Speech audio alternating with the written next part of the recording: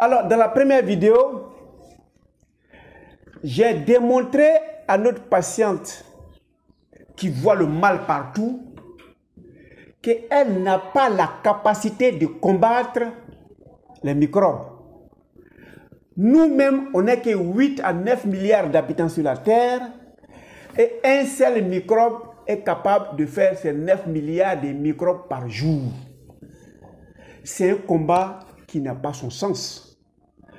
Alors, comment faisons-nous pour que ces microbes soient nos amis et pour ne pas être agressés? C'est ce que nous allons voir aujourd'hui.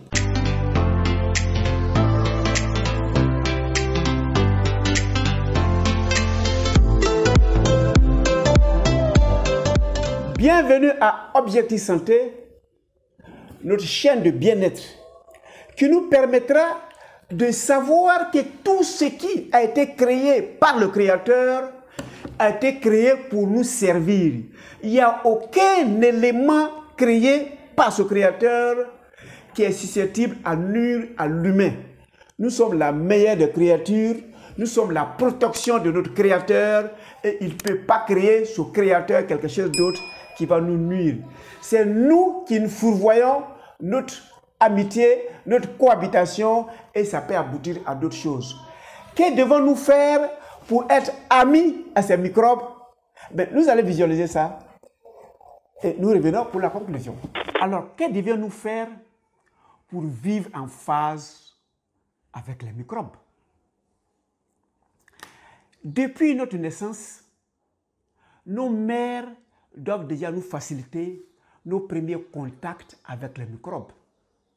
Et les meilleurs contacts avec les microbes, c'est l'accouchement à voix basse. Que nos mères accouchent à partir du bas, que l'enfant sorte à partir du vagin. Excusez, c'est des cours médicaux, donc nous ne faisons pas attention aux mots. Tous les mots ont les mêmes valeurs quand on est en médecine. Quand un enfant naît, à partir d'un accouchement bas, l'enfant va rentrer en contact des premiers microbes à partir du vagin de sa mère.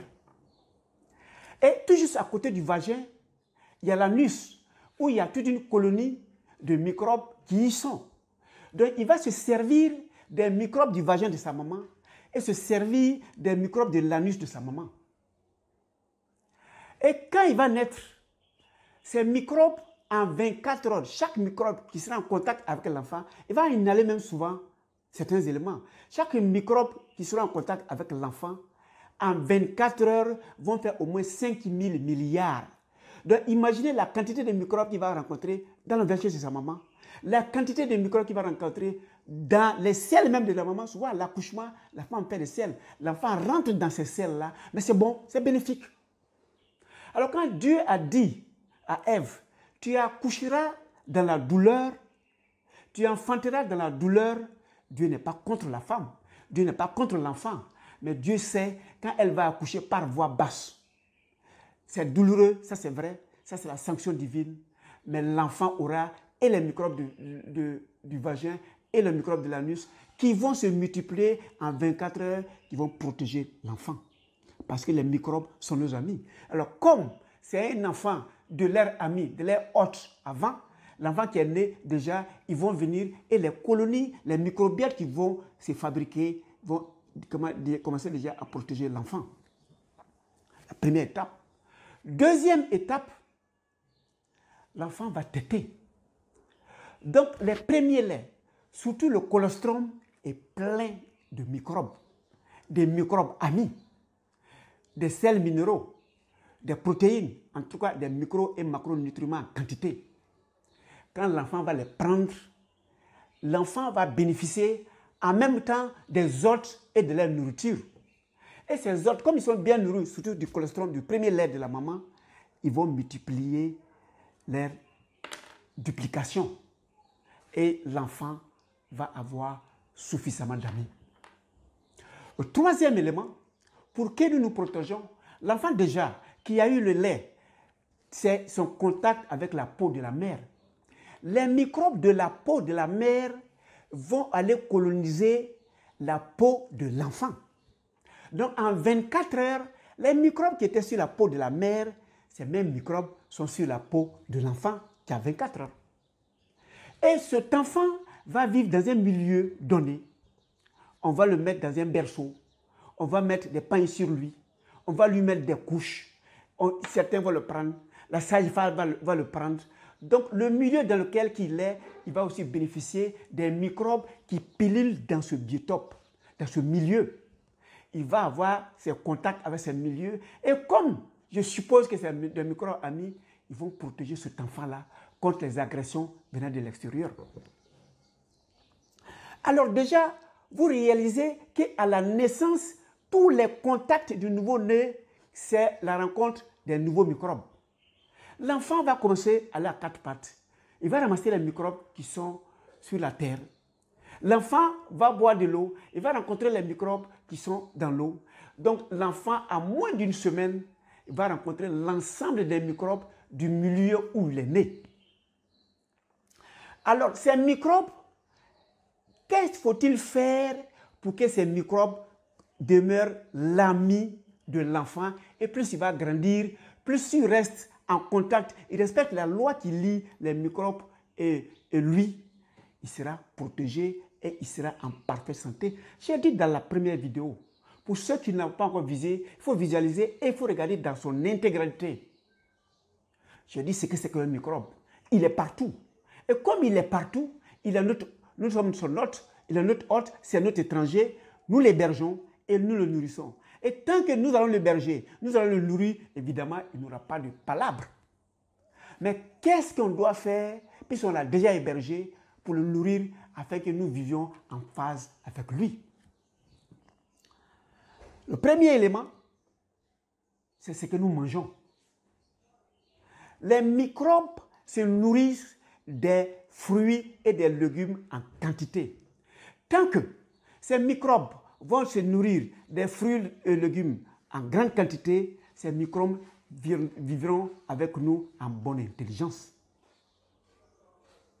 Et il faut éviter tout ce qui est pesticides, herbicides, insecticides.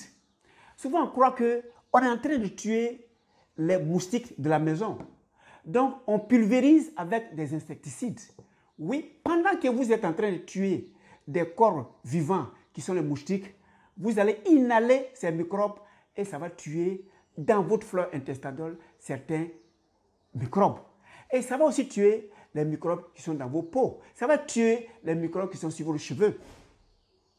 Et ces microbes-là auront deux réactions que nous allons voir devant.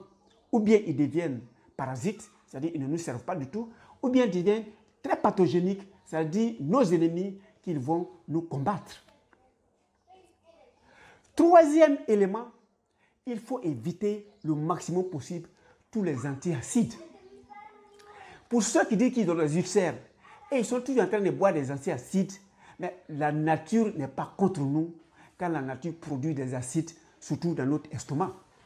Mais si vous prenez des antiacides, vous allez annuler leurs effets, vous allez inhiber l'action des microbes. Ces microbes vont avoir l'impression que nous les agressons et ces microbes ils risquent de devenir nos ennemis. Donc évitons les antiacides le maximum possible. À suivre, il faut éviter tous les antibiotiques. On n'a pas dit de ne pas prendre des antibiotiques, mais attendez de tomber malade d'abord avant de s'offrir des antibiotiques. L'utilisation des antibiotiques qui sont contraires aux probiotiques, les probiotiques, c'est ce qui nourrit nos microbes qui sont dans nos corps, qui sont nos éléments. Mais si nous prenons des antibiotiques, évidemment, nous nous apprêtons à les détruire.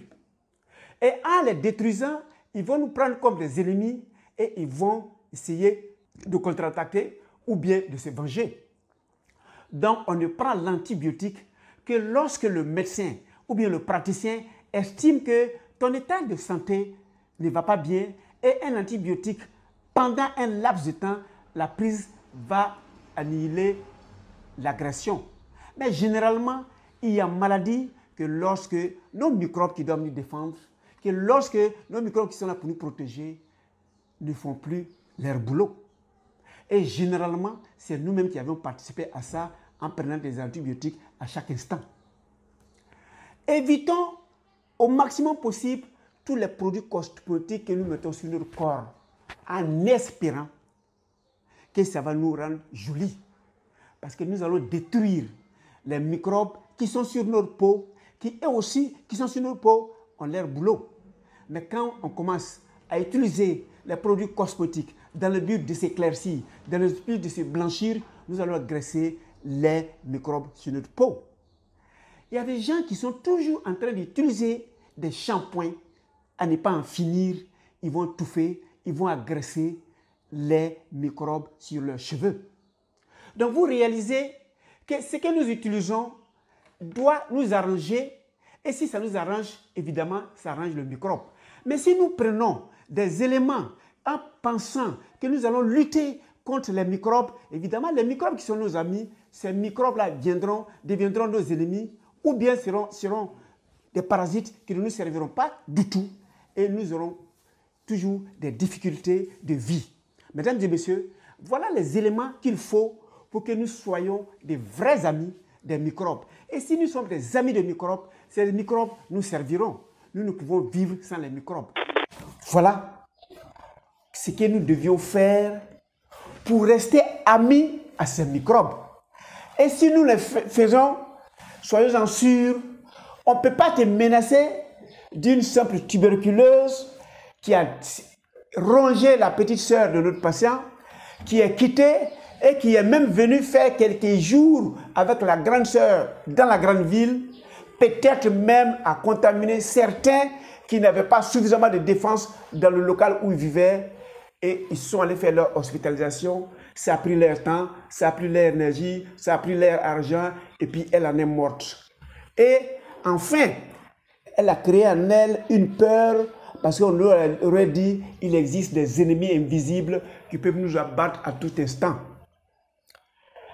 Alors, si c'est comme ça, les microbes sont nos amis, pourquoi ces microbes peuvent devenir nos ennemis?